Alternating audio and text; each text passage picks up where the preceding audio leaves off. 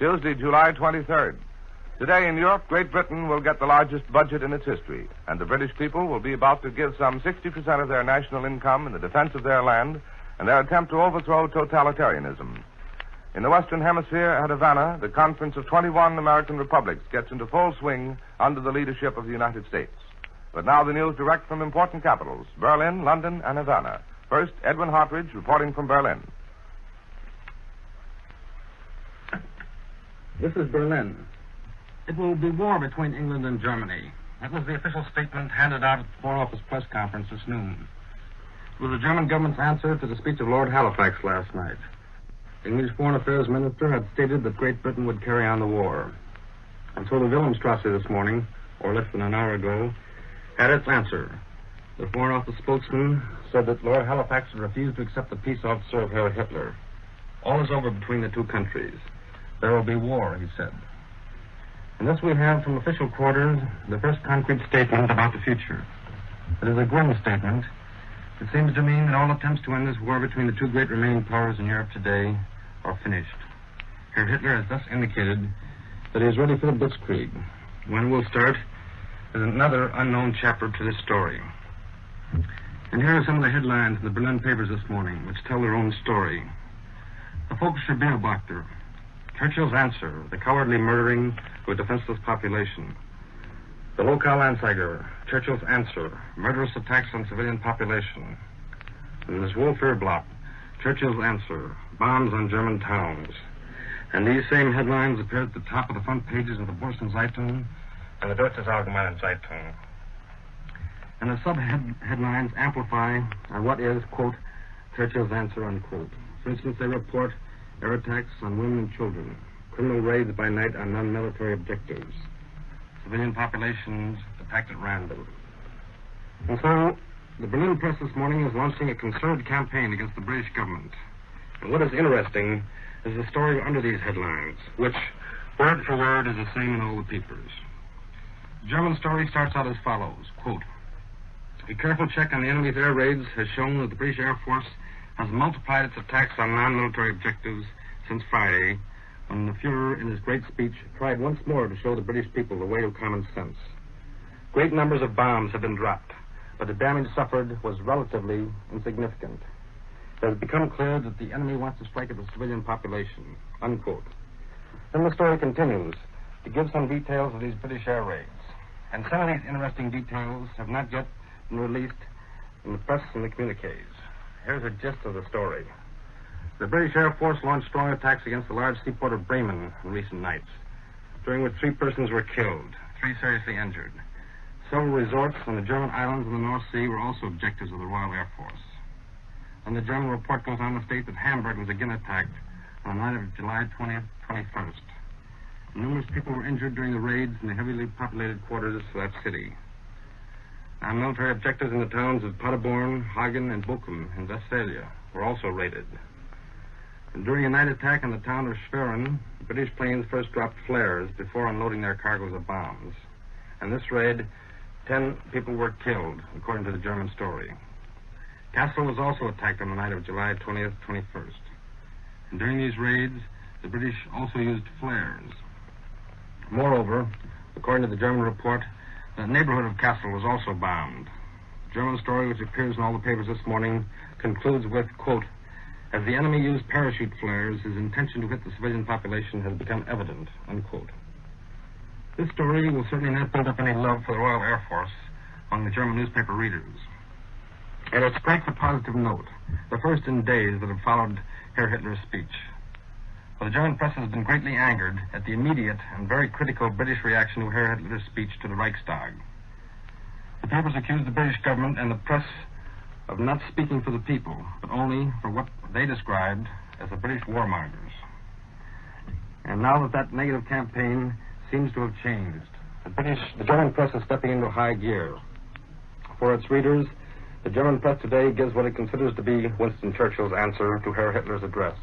And that answer, according to the Berlin morning papers, is the bombing of civilian populations and non-military objectives.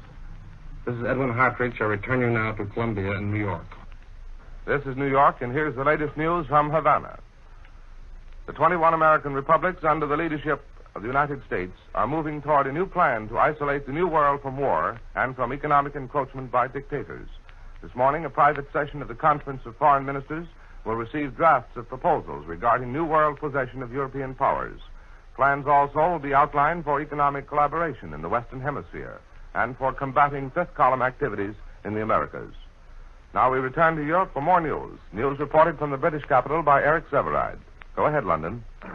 This is London. The British Admiralty last night announced a new move to discourage a German invasion of Ireland. A minefield has been laid closing off the Irish Sea on the south. At its widest point, this field of explosive covers 50 miles of water. It extends from the Devon-Cornish coast to the territorial waters of Eire. And all ships wishing to enter the Irish Sea must now pass around the north of Ireland. The minefield helps to nullify the advantage of German submarine bases on the French coast. This afternoon, in the House of Commons, Sir Kingsley Wood, the Chancellor of the Exchequer, will make what is expected to be the shortest budget speech on record. It's a supplementary budget, calling for an additional $2.5 billion to meet the increased cost of war. There will be new income and luxury taxes. The individual's purchasing power is to be cut down to prevent the present trend toward higher prices from getting out of hand. The Chancellor may adopt the famous Keynes plan, rejected by Sir John Simon. This idea is to continue direct taxation of the wealthy and at the same time have the poorer classes forego part of their wages until after the war. This is to be combined with a system of family allowances and cheap prices for basic necessities. Or the Chancellor may increase the range of direct taxation to take in the bulk of wage earners as well as the wealthy.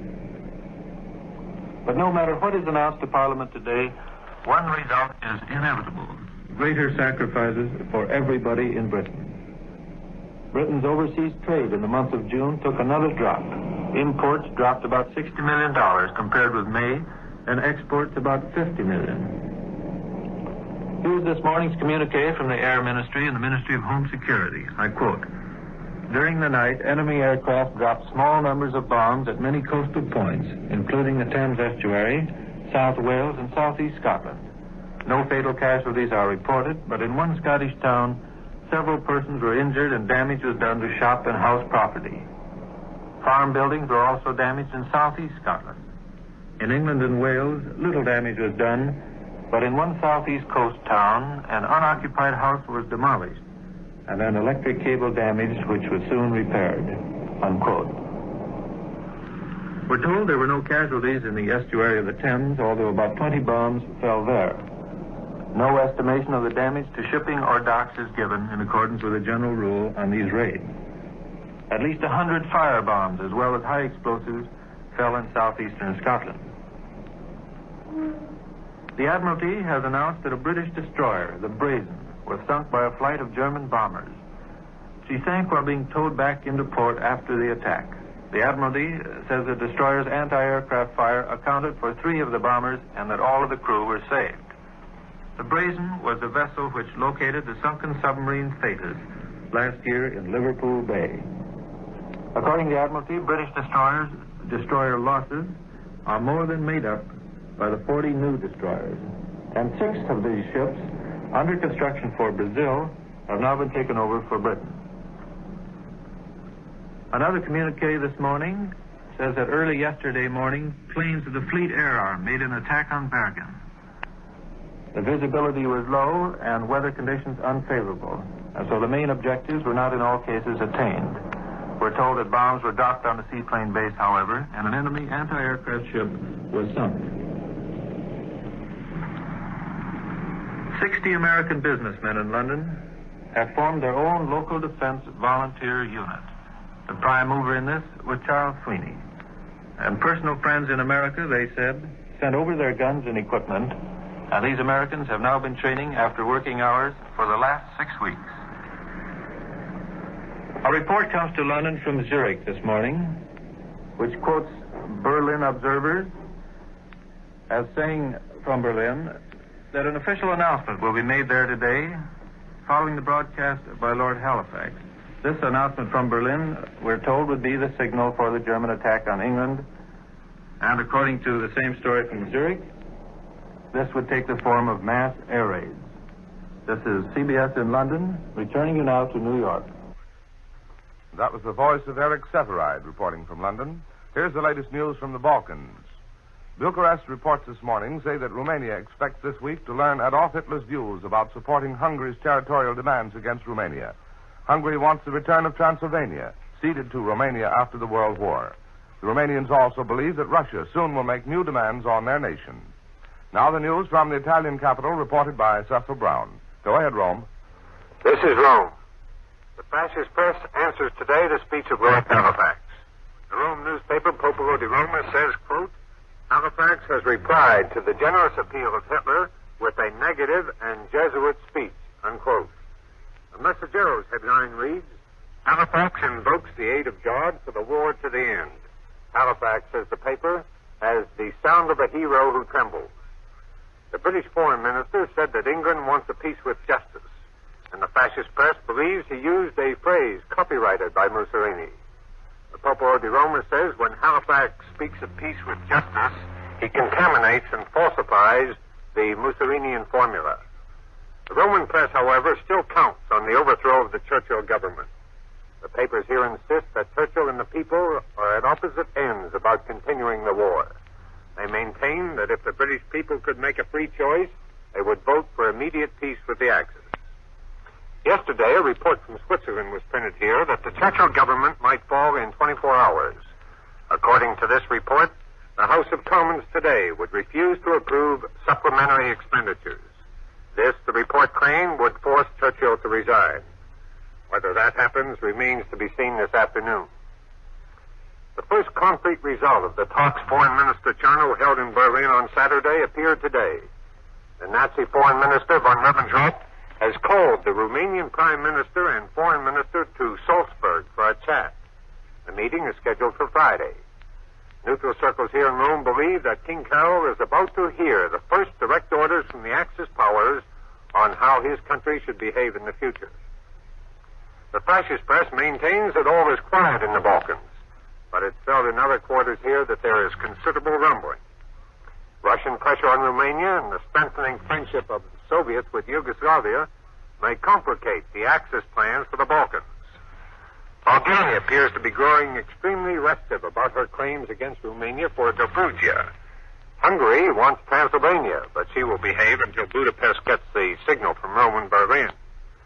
But a Russian move to help King Carol realize his ambitions would throw Bulgaria more than she is now into the Russian sphere.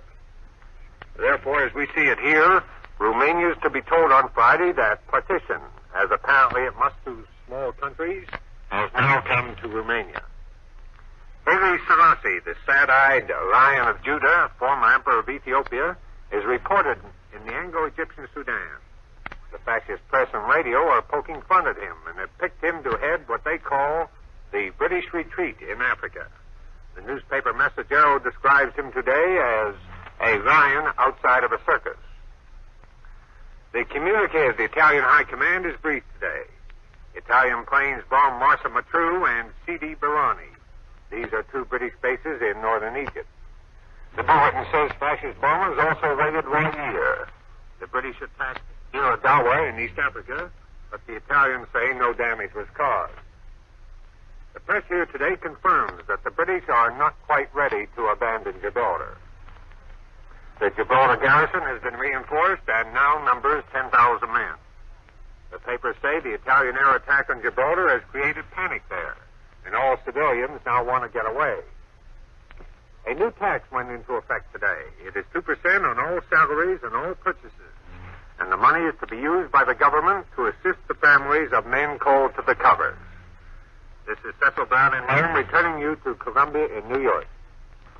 This is New York, and that concludes this morning's report of important European developments. Reported from Berlin by Edwin Hartrich, from London by Eric Sevareid, and from Rome by Cecil Brown. Larry Elliott speaking. This is the Columbia Broadcasting System.